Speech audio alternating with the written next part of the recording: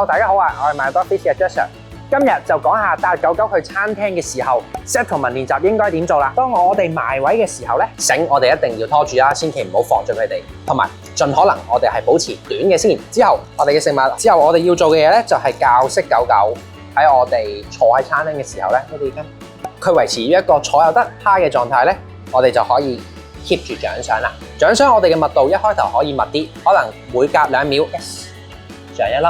記住呢個練習要事先做定，千祈唔好等到去到餐廳先做。假設我開始2秒得，我哋可以慢慢延長嘅時間，例如2秒變5秒，如此類推。我哋跟住狗狗嘅狀況，如果你發覺狗狗係比較更加唔安定嘅，我哋就可能個密度要多啲。之前我哋嘅片應該有講過普及化呢一個練習啦。